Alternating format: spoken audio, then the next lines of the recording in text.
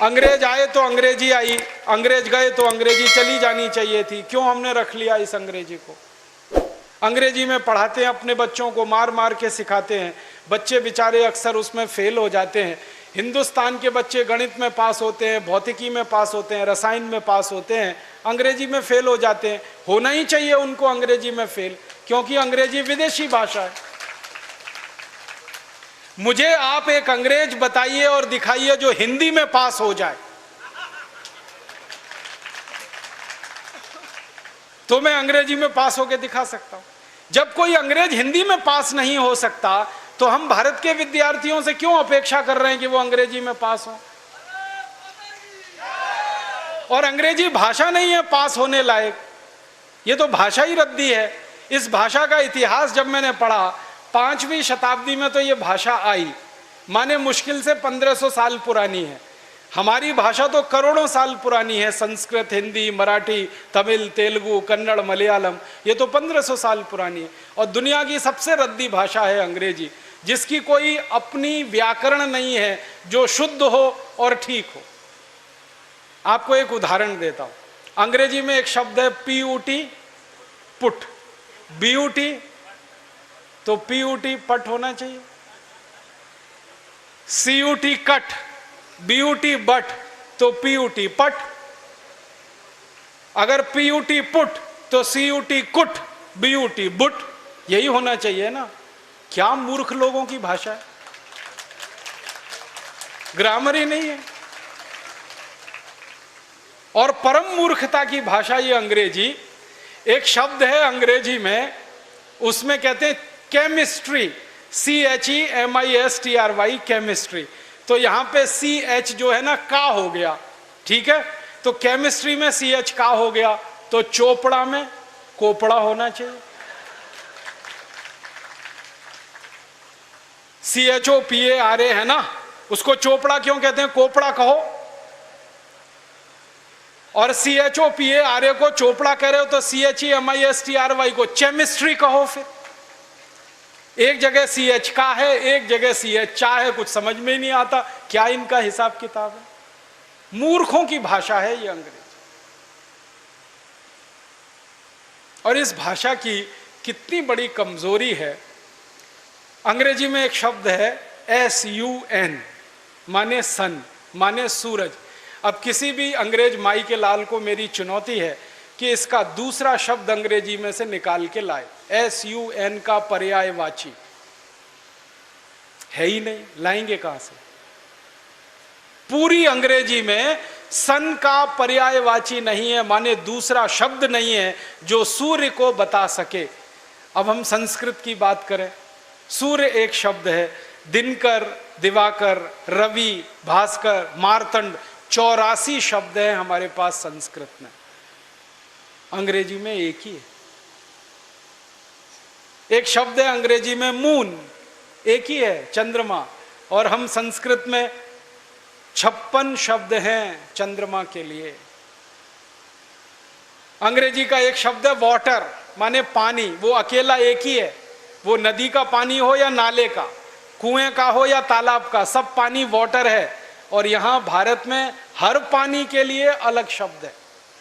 बारिश का पानी अलग, समुद्र का पानी अलग, नदी का पानी अलग, तालाब का अलग, सरोवर का अलग, नाले का पानी अलग, कीचड़ का पानी अलग, सब पानी के लिए अलग अलग शब्द है।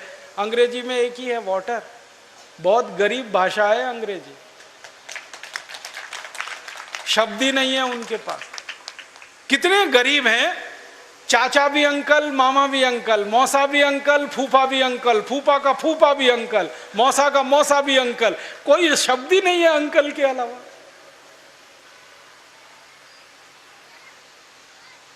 और चाची, मामी, मौसी, सब आंटी, कोई दूसरा ही शब्द नहीं है उनके। हम तो मूर्ख लोग इस अंग्रेजी में फंस गए। अकल नहीं हमारी तो मारी गई है।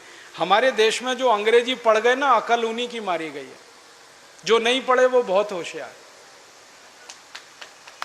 पता है, मैं कुछ लोगों के घरों में जाता हूं। मैंने जिंदगी में एक नियम बनाया। वो नियम यह है कि होटल में खाना नहीं खाऊंगा, होटल में ठहरूंगा नहीं। तो झक मार के मुझे घरों में ही ठहराना पड़ता है, खाना खिलाना पड़ता है, क्योंकि मैं खाता नहीं, होटल में ठहरता नहीं। तो हर बार नए नए घरों में जाता हूँ खाना खाने, रहने के लिए। तो अंग्रेजी पढ़े लिखे लोगों के घर में भी जाता हूँ, तो वो कैसे मूर्ख दिखाई देते हैं मुझे उसका उदाहरण बताता हूँ। वो ना तो अंग्रेज है ना तो हिंदुस्तानी है, खिचड़ी है बीच की। और वो खिचड़ी कैसी है, किसी के घर में गया तो पिताजी का नाम घर में रामदयाल, माताजी का नाम गायत्री देवी, बेटे का नाम टिंकू। अब मैं यही पूछता हूं कि रामदयाल और गायत्री देवी का टिंकू कहां से आ गया?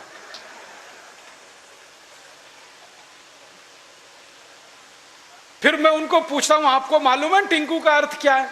उनको नहीं मालूम। नाम रख लिया बच्चे का टिंकू, अर्थ नहीं मालूम। ऐसे मूर्ख लोग, अर्थ मालूम नहीं, नाम रख लिया टिंकू टिंकू टिंकू। फिर डिक्शनरी खोल के दिखाता हूं उनको। अंग्रेजों की सबसे पुरानी डिक्शनरी है वेबस्टर डिक्शनरी। उसमें टिंकू का अर्थ है आवारा लड़का।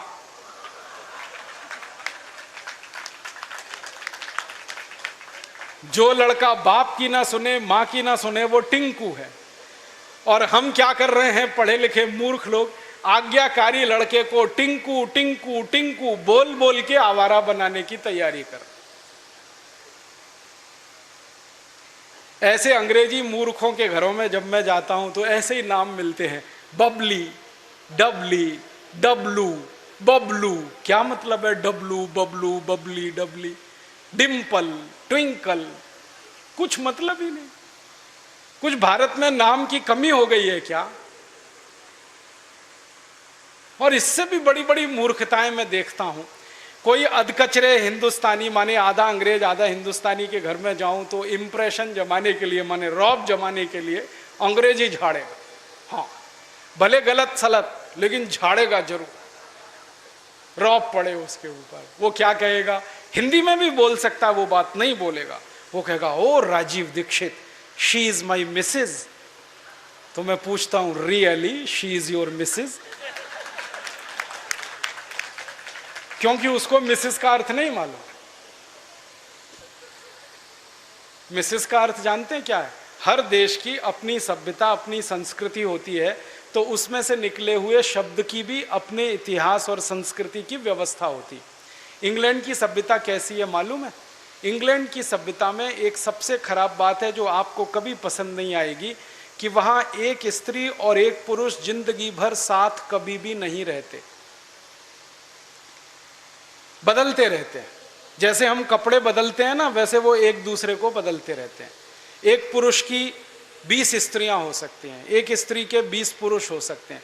मेरे कई दोस्त हैं इंग्लैंड और यूरोप में जिनकी 40-40 शादियां हुई हैं, 41वीं करने को तैयार। ये उनके यहां चलता रहता। इसको उनकी भाषा में कहते हैं एक्स्ट्रा मैरिटल अफेयर्स, पर स्त्री गमन पर पुरुष गमन। तो एक पुरुष कई स्त्रियों से संबंध रखता है, एक स्त्री कई पुरुषों से संबंध रखती है।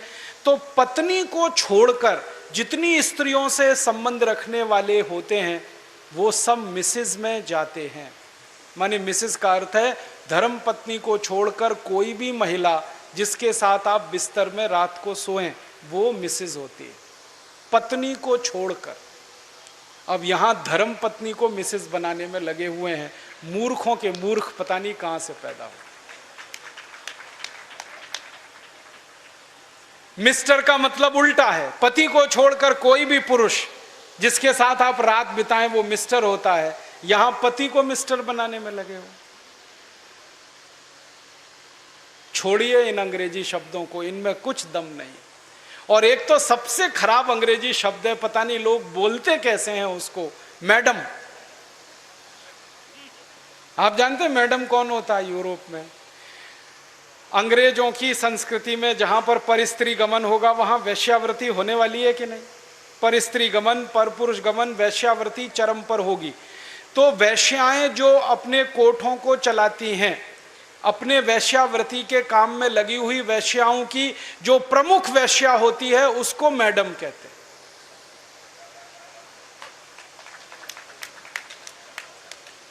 और यहां हिंदुस्तान में अपनी बहनों को मैडम कह देते हैं। ऐसे मूर्ख लोग मैंने इस देश में देखे हैं।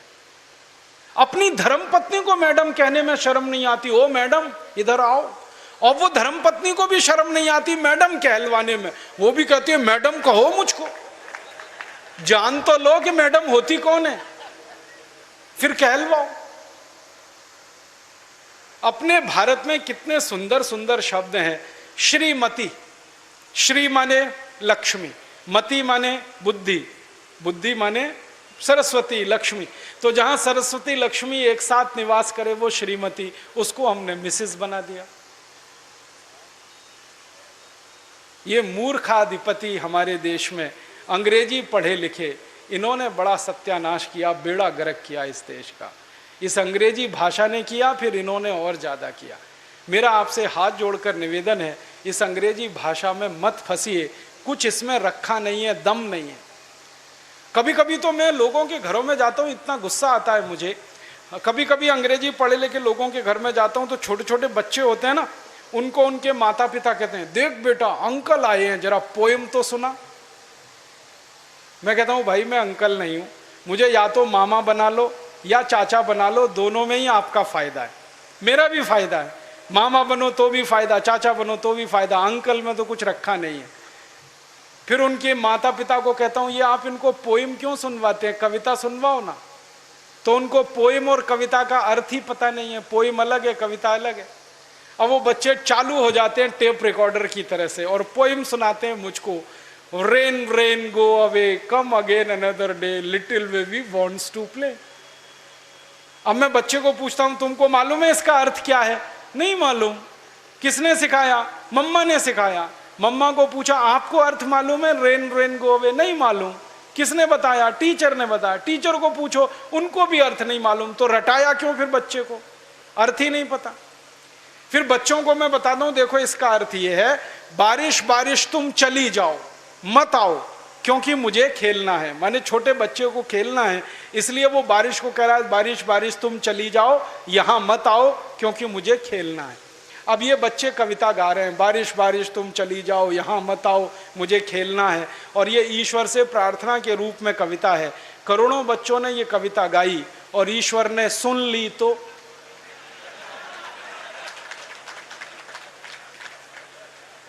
बारिश को वापस बुला लिया।